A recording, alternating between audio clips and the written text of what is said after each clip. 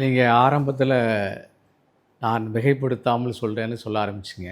அதில் நிறைய வார்த்தைகள் நீங்கள் என்ன சொல்லியிருந்தாலும், அதில் என்னை ஈர்த்த வார்த்தைகள் 3. 1 ஒரு காரியகர்த்தாவாக, 2 வந்து வேராக, 3 வந்து இரத்தமே காவி நிறமாக. அநேகமாக இதற்காக நான் பெருமைப்படுகிறேன்.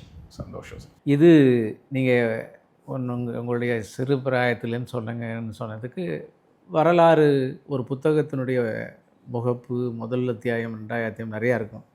அந்த புத்தகத்தினுடைய ரத்தின சுருக்கம் 3 வார்த்தையில் முடிச்சிட்டிங்க. அதுதான் எஸ்ஆர் சேகர். இளமை பருவம் அப்படின்னா ஒவ்வொரு மனிதனுக்கும் ஒரு துவக்கம் இருக்கிறது. அநேகமாக ஆர்எஸ்எஸ் பின்புலத்தில் இருக்கக்கூடிய பெரும்பாலானவர்களுக்கு துவக்கம் வந்து வறுமை, ஏழ்மை, கீழ்த்தட்டு மக்கள், நடுத்தட்டு கூட கிடையாது, அந்த மாதிரியாக வந்தவர்கள். பெரிய படிப்பு படித்து கோல்டு மெடலிஸ்ட், ஐஐடிஎன், ஆனால் முழு நேர ஊழியர், வாழ்க்கையை இதற்காக அர்ப்பணித்தவர்கள். இந்த மாதிரி பின்புலங்கள் நீங்கள் சொன்னீங்களே வேர்கள், அப்படி வேர்கள் இங்கே நிறையா இருக்குது. ஓகே. அதில் ஒரு சாமானியமான வேர், ஆனால் நிறைய நீரை உறிஞ்சு மரத்தை வளர்க்க வேண்டும் என்று அதிக ஆர்வத்தோடு வேலை செய்த வேர், மண்ணுக்கு மேல் கொஞ்சமும் மண்ணுக்கு கீழ் அதிகமாகவும் இருக்கக்கூடிய வேர் எஸ்ஆர் சேகர்னு சொல்லிக்கொள்வதில் பெருமையாகும். ஓகே.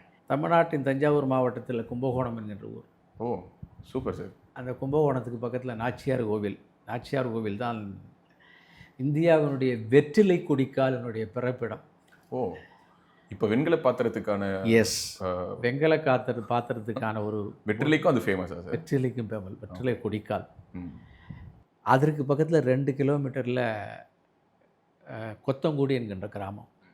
அதில் வந்து ஒரு கோவில் உண்டு, கோபாலகிருஷ்ணர்.